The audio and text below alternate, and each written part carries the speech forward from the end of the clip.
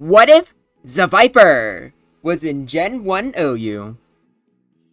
Probably not a Pokemon you would expect to be particularly well in RBY, especially when there's already another poison snake that, isn't exactly OU or even UU. But you'd be surprised. Or probably not too surprised. I'm not going to say this is going to be an OU meta threat, but it's enough to be on the viability ranking. And I'm glad. Because SEVIPER is one of my favorite Pokemon as a kid. I loved it in the anime. I always loved reptiles. Snakes were my favorite. And SEVIPER was just a bigger Arbok, which I loved. And speaking of Arbok actually has a presence in RBY right now. If you saw the recent, the viability rankings, you would see that rap spam has become a lot more popular. While it's true that Victreebel fell from OU, doesn't matter too much because both it and its pre-evolution Weeping Bell are part of a team strategy where you just kind of rap spam the entire opponent. And I can show you because I've been playing RBY lately, and I've been using a rap spam team myself because I just unironically have fun with it. But normally you just start with a lead Zam, you have 4 rap users, and then you have a Tauros in the back. Victreebel and Weeping Bell are the most important ones because Razor Leaf kills super effective things like Rhydon, and obviously Sweet Powder is really good. Dragonite is usually your main attacker, so once you go for agility, late game, you want to try to kill things, or go for Blizzard on Executor. And then Tauros' spot is pretty self-explanatory. But Arbok here actually has an important role as well. For one, Glare is a very interesting move to have. It's a way of paralysis that doesn't, have Rhydon just completely absorb it. But it's not like Body Slam either, where you need to get it by chance.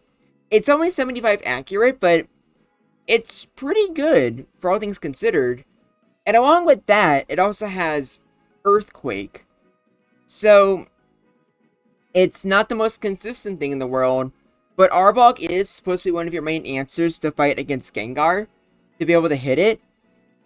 So, this is what Arbok's point is, and it's very, very integral. So, let's go back to SEVIPER.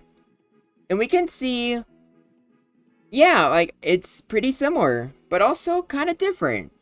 For one, it just has more offenses. And one move that Arbok has that SEVIPER doesn't, it's really unfortunate, but Hyper Beam. But on the other hand, SEVIPER has Flamethrower, a special attack with 100 special, which is pretty good. Although I'm gonna be honest, you're going to see it a bit in the video, but for the most part, it's kind of inferior. Earthquake is better. One, you just for the attack, and two, you're not really using it as your main attacking move, because as you're going to see in a little bit, there's one other thing that SEVIPER has that Arbok doesn't, but Earthquake is mainly for Jolteon and most importantly Gengar. You're also slower. You're 65 base speed as compared to Arbok's 80, which sucks. Your HP is a little bit better, but also your special defense is worse. But it's not by a lot, as you saw there. It's just like 69 for defense, you're 60. I think at 65 for special defense, you're just 60 as well. And then 73 HP, which it does kinda matter. For example, with Arbok against Executor, Psychic is a 50% chance to kill, so it's very scary, but there is a chance you can maybe whip that and go for Glare or try to risk your life with a Wrap. With the lower special defense, I'm not sure if that's the case, but I'm pretty sure with the higher HP, it should technically be around the same damage range, where it's like a 50%. So not too good. The speed, however, I'm gonna say, does kind of suck, especially since you're now slower than Cloyster, which is it's like a double-edged sword, because on one hand, you have Flamethrower, so you have a special move to actually hit it, but it doesn't matter too much because you're just slower now. But still, you're faster than Executor, and Executor is the main one you need to be faster than. That way you can wrap it if your sweeper's already dead, or just you want to kill it with Poison Tail. While you have Flamethrower, which could be a special attacking option against Executor, take advantage of that grass typing. You don't need to, because Poison Tail is a signature move, and one that has a high critical hit ratio. And for those who know, you need base 64 speed to get a guaranteed crit. So SEVIPER here barely makes it past that. But because of that, the base 50 poison type attack is actually more like 100. So Poison Tail hits pretty hard, and it's pretty good against Chansey and Executor, and Alakazam and Jinx. Although Zam, I just wouldn't get your hopes up on really attacking it. So here's the main question. Would SEVIPER be better than Arbok on Rap Spam teams? It's hard to say, and Rap Spam teams already have a bit of nuance. Instead of Weeping Bell, there are some teams that use Dragonair instead, thinking you'd rather want a second Dragonite. I could possibly see the same thing here with SEVIPER, where you use SEVIPER and Arbok depending on which one you want more. But I will say it is enough, but I just think it depends on the team. Since you're faster than Executor, there's not too much of a difference. And while it does genuinely suck that you don't have Hyper Beam, I'm pretty sure with Stab on Poison Tail, I don't think it's as strong, but it's like a decent enough replacement, I think. Especially since it's actually super effective against Executor, and way more importantly, you don't need a recharge on it. That's probably the main benefit here. And to be honest, even if you had like Hyper Beam, I think there's a good chance you wouldn't use it, because Poison Tail being super effective against Executor is genuinely a big deal. That's just the way I see it. Another reason why I don't think it's too inconsequential is that Wrap already does a small amount of damage anyways, so it's a little bit risky having to, risk another chance of missing. I feel like for the most part, there's not too much of a difference between wrapping until they're in Hyper Beam range, or wrapping a little bit longer until they're in Earthquake range. And that's with Arbok. Very often, I feel very in control, so I don't bother going until it's Hyper Beam range. Sometimes I would rather be safer and just go until it's in Earthquake range. And if that's the case, then yeah, SEVIPER's not suffering too much. It might be a little bit bulkier, but I'm not exactly sure, because the defenses are just a little bit lower, while the HP is a little bit higher. But it shouldn't matter too much. Overall, more interesting than I would have thought. I would have assumed SEVIPER would be a Pokemon I would never ever cover on this series, but here we are, it's actually contributing. I always thought it would have been a lower tier Pokemon, and it technically is. Like, don't get me wrong, this thing is probably like gonna end up in PU, but I think it's really one of those cases where, kind of like Sandslash, it's in a lower tier, but the tier that it's best in is the highest in OU. That's just what I'm suspecting, but it's anyone's game. I will say though, when it comes to lower tiers, be on the lookout, because I think I'm finally going to start making videos on lower tiers, especially underused. It's already looking pretty interesting, but also, one Pokemon in particular I was asked to do is Toxtricity. It didn't look pretty good in OU, but it looks like it might be pretty interesting in UU. And luckily, I have some people in my Discord server that are more knowledgeable on lower tiers. So even though I haven't played in them, I think at the very least, people can be able to help me and support me, teach me the viable movesets, stuff like that. So I should be more than prepared to talk about those lower tiers. Kind of like how people helped me with the Necrozma when I did the Necrozma mini-series with Modern Ubers. So if you'd like to see that, please subscribe so that you can see more videos like these. Also join the Discord server if you'd like to, voice your thoughts and maybe help me out when it comes to future videos. I'd love to have you. But for now, let's get right into the replays. Starting off with the boy himself, we got Tauros. And thank goodness you don't have to rely on Body Slam. But still, you're 2-hit KO, so that's not the best thing in the world. And luckily, for your guys' sake, I didn't bother trying to Rap Spam everything. I think it's more important just to show the damage range of Poison Tail. That way you can know how long roughly you need to be wrapping before something's in kill range. So for Tauros here, and for a lot of these, you might not be happy with it, but just due to the nature of having a paralysis move and having wrap, most of these are going to be could go either ways, I'm going to say. Although for some of you, you might not agree with that. Because you look at it here, it really doesn't look close at all. It looks like something like Snorlax just eats it easily. But Wrap is one heck of a move. Or maybe it's just the fact that your opponent can't move. It makes a lot of things, like, it makes it pretty, I don't want to say easy, but there's a reason Weeping Bell is in the viability rankings now. And I can tell you from experience that, like, Weeping Bell, it might not look like the most tough thing in the world, but put it against a Chansey, and keep in mind Weeping Bell is faster than base Chansey anyways.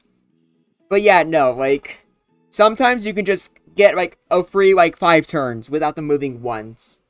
And another neat thing about Weeping Bell, you might be surprised about, is the fact that it has a chance to survive Exeggutor Psychic and Starmie Psychic. I think it's like 2-hit KO'd, which is a really big deal, especially when you have Sweep. Obviously, SEVIPER doesn't have Sweep. If it did, that would be amazing. But in return, you're the only partial trapper outside of Weeping Bell and Victory Bell that has a pretty decent stab damage move. Blizzard on Dragonite's alright. And obviously, Hyper Beam on Dragonite is amazing, but they're not stab. And he would be hitting way harder if they had stab on them. And that's where we have SEVIPER. And it's also just very handy that the fact that SEVIPER stab is super effective against one of your main threats. Because Alakazam is vital for a Wrap Spam team, just so you can, like, be fast and paralyze things super easily. And obviously Tauros is supposed to be your late game cleaner after you wrapped almost everything to death. So Exeggutor putting things to sleep is a big deal. Normally you sack a Weeping Bell, put a Weeping Bell to sleep, or you can just win the exchange, because Weeping Bell has 55 base speed, the exact same as Exeggutor. So you have a 50% chance to win the speed tie and then try to go for Sleep Powder. Now, it's a Viper here. Like, it's hard to, like, obviously, like, it doesn't look too good for this replay. You saw one where it lost to Chansey. But it's also worth noting that you're supposed to have, like, paralysis spreaders. So a lot of the Pokemon you're Wrap spamming should already be paralyzed. So for this replay, Chansey was able to paralyze SEVIPER pretty easily, because they're both healthy. But in a more realistic scenario, Alakazam would have already paralyzed Chansey, then you take out SEVIPER, and having to go for Thunder Wave while you're paralyzed and being at a Wrap Lock, it is, yeah, no, it's very hard. So, like, that one, Chansey won, but in general, due to my experience, I know for a fact that would be considered a good matchup. Unlike that, let's just move on, because I don't think I need to explain anything with Zam. If it's paralyzed, you can hit it way harder, but yeah, Alakazam, Zapdos, Gengar, and Cloyster are kind of like the big four of, like, teams that you auto lose to. And that's a big problem with Wrap Spam. It's a big matchup fish. There are just some Pokemon that, well, not impossible to lose, or not possible to win, I mean, but it's just so inherently difficult. Things like Gengar and Cloyster just mess you up so much, to the point where your Tauros actually needs to have Earthquake and Thunderbolt. You can't even afford Blizzard.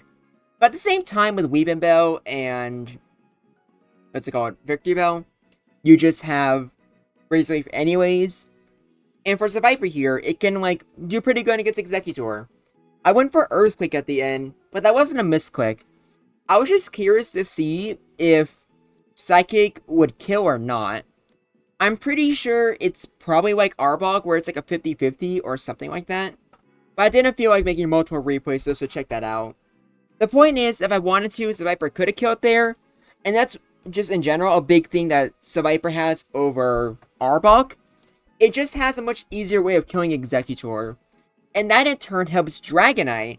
If Dragonite doesn't have to rely, or have to be the main one to face Exeggutor, then suddenly that just gives it more room, which could help it face against Zapdos or other Pokemon. So already I hope you can see the vision with SEVIPER here. And then with Gengar, your best bet is probably just to go for Glare. Like, I don't think it's too realistic you're going to kill with the crit, so you're probably better off just hoping for the paralysis. It definitely helps that well, you know, Paralysis is pretty good, and it kind of auto-codes Gengar, so even if you lose, you're probably fine. But also, Gengar does have a good time to crit, but on the other hand, it doesn't always use Thunderbolt and Nightshade. And if it doesn't have Psychic, then you can probably beat it 1v1 consistently, I think? Question mark? Jolteon, probably not so much. This replay was pretty bad with 2 crits, but I don't think it matters too much. I think in general, while you have Earthquake, Jolteon just hits super hard specially. And that's kind of the main problem with Rap Spam. Like, most of them really struggle against special attackers. But this is not one of them. Like, don't get me wrong, it's not an easy fight by any means, but you can survive a Psychic, and since you can survive a Psychic, all you need is just one chance to become faster. And once you're faster, then there's a good chance that SEVIPER can win a matchup against Jinx. Now, I didn't, like, you know, wait until then. I want to see how much Poison Tail does. And, yeah, I'm maxed at 64. So probably, like, one more rap would have done, like, well enough. Assuming it was, like, a lock for, like, 2 or 3 turns. But, there you go. Like, that's against Jinx. And Rhydon. Ooh, you just are not cooking against Rhydon. Flare and Earthquake crits can maybe help you win, but for the most part, I'm playing this unwinnable. Doesn't really matter too much because Weeping Bell and Victory Bell are just essential parts of Rap Walking, so Rhydon usually isn't much of an issue. Swellbro isn't usually much of an issue either, but yeah, it's not really the most fun replay. In fact, I'm going to put this on fast because there's not much to really see here. It's a Rap Lock, but Swellbro has good HP and high defense. So the moment there's one Amnesia, yes, Swellbro is faster, and it kills pretty easily, I would say. So that's a win, unfortunate. Like, with both the paralyzed, Swellbro is probably going to win the long run. Also helps that it has control with speed, thanks to, you know, boosting itself and rest. So, there's just really nothing SEVIPER can do. Starmie kind of surprised me. Now, obviously, you know, like it has a pretty good matchup, and obviously SEVIPER can survive. But wasn't expecting Poison Tail to be a 3-hit KO. That's actually a pretty big deal. Although, what's an issue is the fact that Starmie has directly Thunder Wave itself. And Starmie does end up being a pretty big threat as well. So, it's weird. Like, I think if Starmie's already paralyzed, then I think SEVIPER has a pretty good chance of winning. Because even if Starmie can paralyze on its own, it would have to, you know, not be fully paralyzed, not be in a Rap Lock, and it would have to choose to go for Thunder Wave over Psychic or Recover. So if SEVIPER is in a comfortable position, it doesn't take too long to try to fish for that 3-hit KO. That's the way I see it, at least. Feel free to disagree with me if you want, but let's just keep going. And this time we have Victory Bell itself. I decided to use Flamethrower for this replay, although stab Poison Tail on a Pokemon that's mostly used for its special, I think. Yeah, not a big deal. Flamethrower is pretty good here, but I'm not going to bash on Victory Bell because Victory Bell is unironically one of SEVIPER's most important partners. So the two of them just have a huge respect for each other. By the way, Mega Victory Bell, I didn't like it at first, but then it grew on me. I'm really excited for the base stats for that and Mega Dragonite to be released. Although I am very, very scared that it's going to end up being slower than base Victory Bell. Although, as long as it's, like, either faster than Weeping Bell or, like, same speed, it's fine. Because then you can always speed tie with Executor. But if you're slower than Executor, deadass, base Victory Bell and Weeping Bell would be better for rap teams. And I'm not even kidding. Okay, we got Zapdos now, and this is just Jolteon, but you're not weak to Earthquake. Like, I guess Poison Tail does good damage here, but you're just very easily and cleanly to a KO. So, yeah, just not that good. This is normally where we end the video, but since SEVIPER here was a suggestion by Patreon supporters Zach and Theas, we have 3 more videos to look over, and these replays were with fellow rap supporters. Not one with Dragonair, because I kind of forgot to do one, which is kind of a shame because it's probably wouldn't make sense because of the whole, like, snake thing.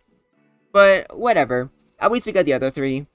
By the way, if you would like to have any Pokemon you want guaranteed once a month, as well as just having every replay, because ever since, what's it called? Ever since Victreebel and Slowbro fell from the usage, or not usage, fell from OU, I no longer feel obligated to put them in every single video. But if you support me on Patreon, I will not only do any video you want, but also I'll do all of them. So yeah, thank you for the support though. Like, I do these for free either way, so it's not a big deal. Do these for free, and I try to do them daily. Like, assuming like I have a good idea. So yeah, I also have over 300 of these videos already. So even if you don't subscribe, but I would love if you do, at the very least check out the playlist. Any video you think I might have done, or you would like to see me do, I could have done already. Just go check it out. But I think that the first thing we gotta do is pretty obvious. Snake versus Snake. Arbok versus Seviper. Both have Glare, both have Earthquake. Arbok is faster, so I guess you could say he has the innate advantage. Especially since theoretically he could just go for Wrap, but it's pretty even. Not only that, but I kind of like it in lore. I like the idea of like both of them like tensing up, glaring, and fighting each other. Now granted, I know Arbok is obviously a Cobra. What type of snake is Seviper?